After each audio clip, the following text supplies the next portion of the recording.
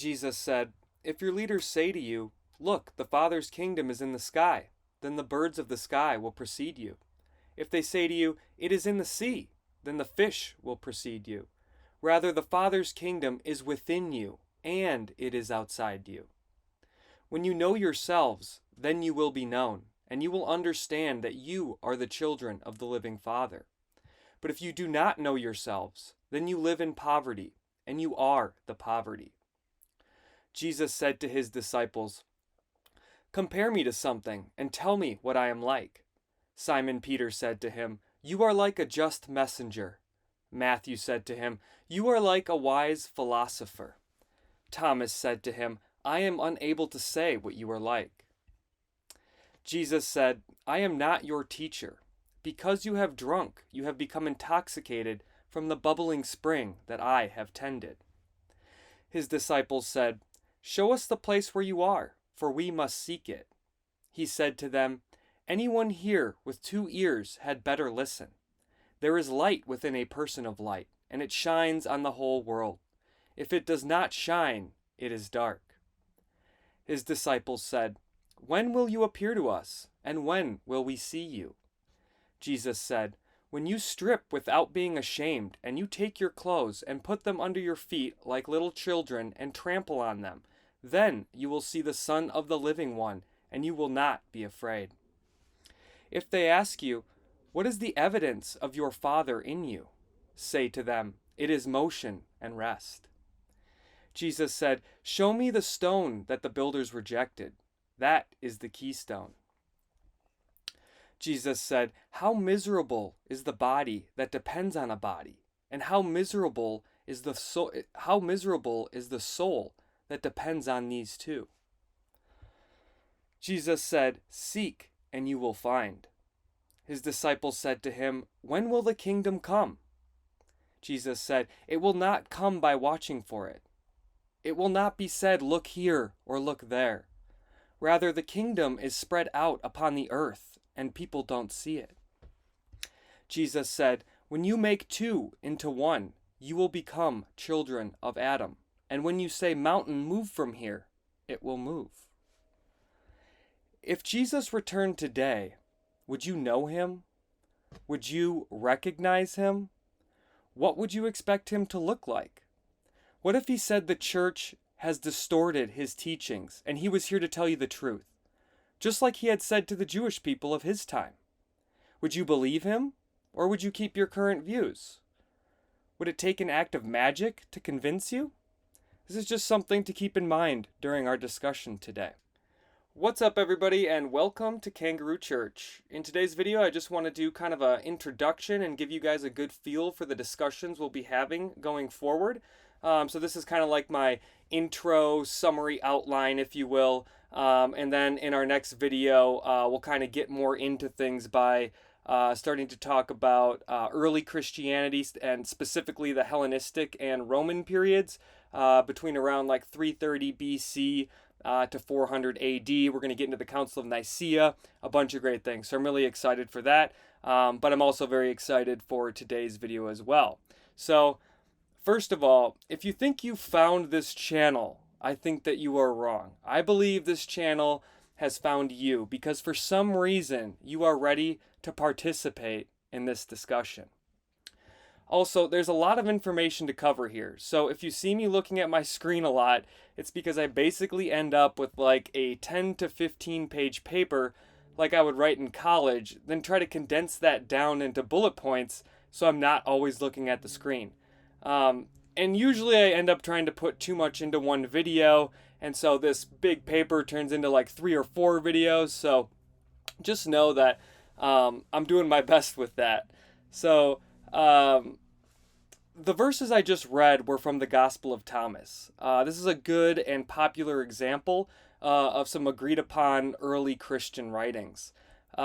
This text would be considered a Gnostic text for sure, but as we'll discuss later, Gnostic is just a term that really refers to the entirety of the early Christian scene, amongst the learned, at least you might say, not so much the illiterate peasants of the period, right? So you have to remember that Deep conversations about the meaning and origins of Christianity were only happening in very small circles amongst the priestly class, the well-educated and the rich, and the magi or the seekers, most of whom have traveled extensively gathering information from all over and spending most of their time alone in contemplation. The average person, most of whom could not read, were not involved in these conversations. Okay, and little side note here, this is what made Jesus unique in his time, and kind of like what upset the rabbis is that he was preaching to the peasants, the illiterate peasants. He was trying to convey the deep and profound messages of Christianity to people who couldn't read and had a very limited knowledge to begin with. So I desperately want to give commentary on some of those verses I just read, but I think I'm going to have to save it for a future episode where we're going to go more in depth into the Gnostic texts as a whole and be looking at the Nag Hammadi library. And I think I'm just going to save discussions for as far as like deeper meaning of those verses and kind of what they're trying to get at for another episode. And let me just say that I'm no historian or biblical scholar. I am just very passionate and interested in finding the truth. I have been for about the last 15 years now, with some breaks in there, but I'll tell you my personal story another time. But I want you to know that I take this very seriously. You know, I feel the weight of not misleading anyone or of misrepresenting God or Jesus. So this is something that is incredibly important to me and something I don't take lightly. And it's taken me a while to make this video because it's hard to decide where to start. There is so much happening here, right? Do I start with the New Testament? Do I start with the birth of Jesus? Do I start with the canonical Gospels? Do I start with the Gnostic texts? Or do I start with the Israelites or Abraham? Do I start with the whole Hebrew Bible or, the Tanakh, all 24 books? Or do I just start with the Torah, the first 5 books, or the prophets, or the rabbinic writings, or the Talmud? Do I start with the 39 books in the Old Testament? Do I start in Judea or Rome or Greece or Macedonia? Do I start in the Far East? Do I start in Mesopotamia or in Persia or in Babylon or in Assyria or in Egypt? Do I start with the Phoenicians or the pagans or the Hermeticists or the Druids? Do I start with the pyramids? Do I start in 200 AD, 0 AD, 100 BC, 2000 BC, 10,000 BC? Where do I start this story? So you might say, well, what do you mean? You start with the Bible and Jesus, right? Or maybe at the least you start with the Israelites and Abraham and Judea and the Hebrew Bible, right? The rest of that has nothing to do with the Bible or Jesus' teachings. But what if I told you that the Mesopotamians have many identical stories to the Bibles? What if I told you that pagans worshipped the cross? What if I told you that pagans worshipped the shepherd and had idols of him carrying the lamb? What if I told you the story of Genesis is in many other cultures besides Christianity or Judaism? What if I told you that stories and people align perfectly with astrological events? What if I told you the message of Jesus existed before Jesus? What if I told you the truth of God is so profound, so substantial, that it not only answers questions of spirituality and religion, but also answers all questions in our current sciences, physics, and psychology, and then poses new questions of possibilities to ponder? What if this is why a secretive culture developed around it, like the Templars or the Rosicrucians? I do want to give you a simple example of the magnitude of these types of truths I'm talking about.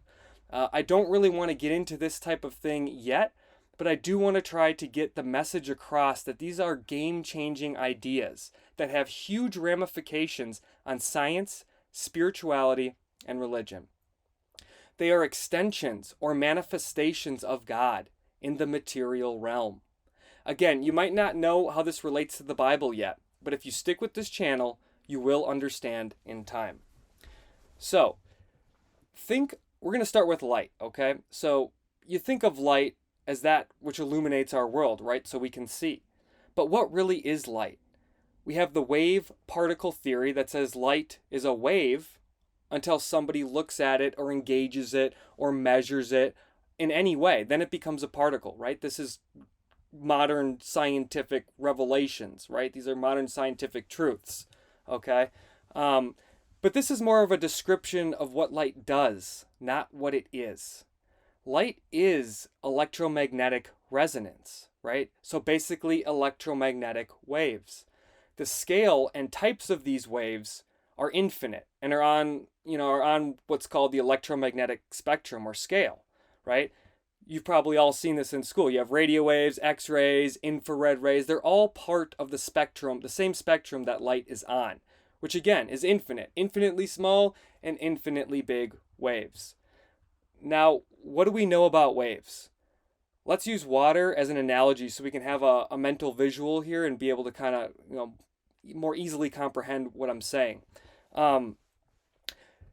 So we know that the wave is always made up of the substance the wave is in, right? So you're not going to have a lava wave in water, right? You're only going to have a water wave in water. And if you had a lava flow, you'd have a lava wave or a ripple, in the lava flow. But the wave is always the same as the substance that the wave is coming from, right?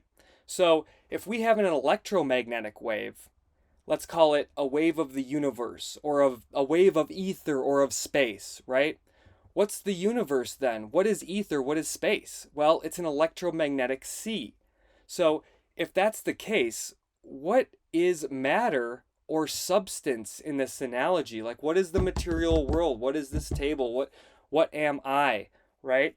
Well, matter is like the ice cubes of water, but instead it's the frozen ether or space. And you'd say, what do you mean? Like, why does the ether freeze? Like, why would space freeze? Like, what do you mean? I don't understand what you're saying.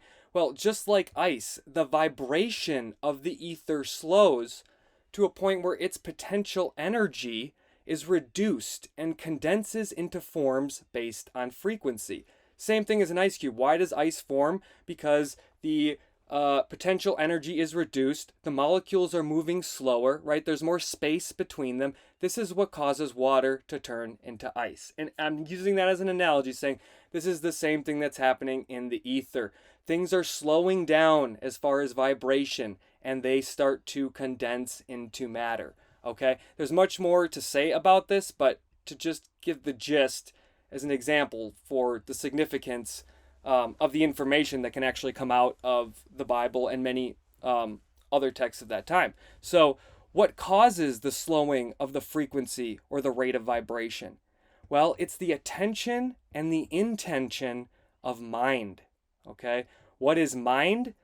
That is a great question, and we are not ready to talk about that yet. Now, again, I know you're saying there's no way this came out of the Bible or any type of early Christianity, but I'm telling you it did.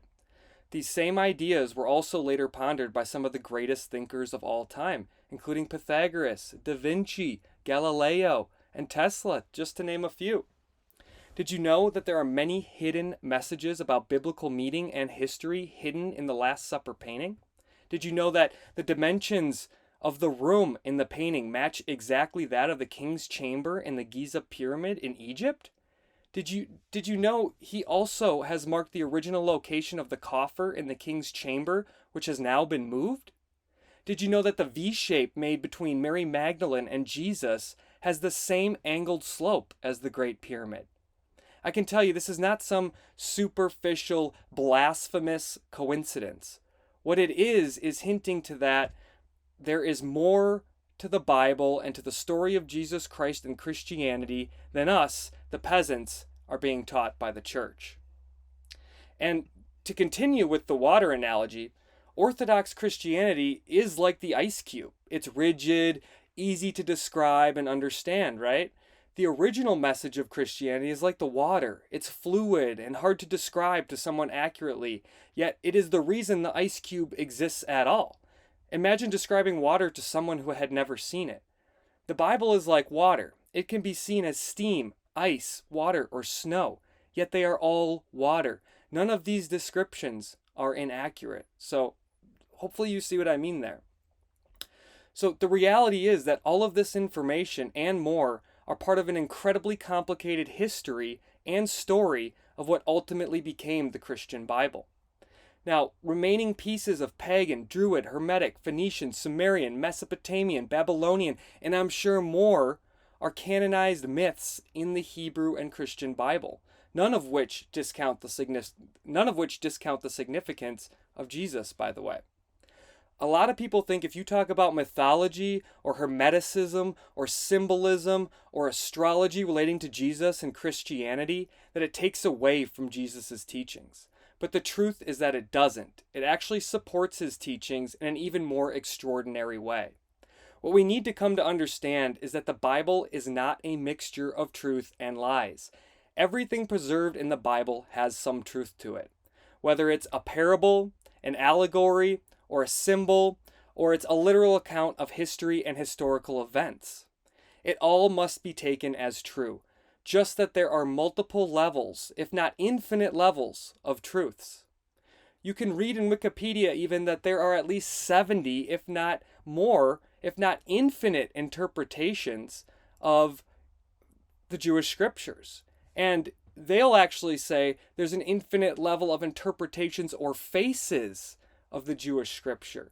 And what's strange here is that the term faces or faces of God can be directly related to the geometry of the vacuum of space, to the word Yahweh and the word Lord, and to the Tetractys of Pythagoras from 500 years prior. So it's not that one version is wrong and one is right. It is that it is all relative. It is that one is relative to the other, and there are many levels of meaning. For those who say that anything that is outside of the literal meaning of Scripture adopted by the church is Luciferian and the devil, and that Jesus said, "Beware of this," I say, let your heart and your mind be your guide. It is kind of like the story of Adam and Eve. The way the Bible is taught now is like heaven. You can be there, it's like the Garden of Eden. You can be there and live in the divine and be ignorant and happy and live a great life, right? But you won't truly know the wisdom of God. If you want the wisdom of God, you must eat the fruit of knowledge. By eating the fruit of knowledge, you fall out of heaven into polarity and change, which gives you experience. From experience, you gain knowledge. And from knowledge, you gain wisdom. And from wisdom, you ascend the final path back to God. We are the fallen angels who already ate the fruit. That's why we're all here. You don't just pop into the material world with no cause or reason, right? That's just not how the universe works. The universe works on a principle of cause and effect. We all opted in to know the wisdom of God. We are like popcorn kernels in a divine kettle. We're all poured into the pot, but some pop up to the top before others. Some never pop, but most eventually pop and work their way up from the bottom.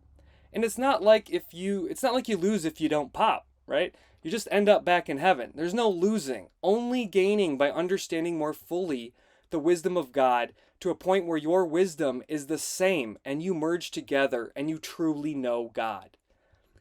This is the only way to truly know all of God. And I guess that makes me the snake in this analogy, but that is my point, right? That the orthodox understanding of the teachings in the Bible are only seeing a surface level translation, right? They're not getting anywhere near the deep layers of ideology, symbology, and wisdom that makes up the biblical writings. You can see the Eastern influences here from the idea of coming from one source, then merging back into it in the end. It's clear from the biblical writings themselves, which are themselves referencing older source material, that what we are reading is actually sources of writings from many times and many cultures in most cases. This is amazing because that means that the Bible is really a collection of all ancient knowledge, which was synthesized and homogenized at the Council of Nicaea to fit the culture and to resonate with the people of the era. This is also why we see so much contradictory and repeating stories and ideas, right? A scribe from one culture with a certain history will add a different flavor, even subconsciously, to another scribe of another country, state, or culture. This seems to be the trend of the passing down of this information. It is always edited and molded to meet the language of the times and to keep the information relevant. The information is useless if it is not relevant, or if it's hard to understand. I believe we are in a period like that right now as we start to transition out of Pisces into Aquarius over the next 150 years.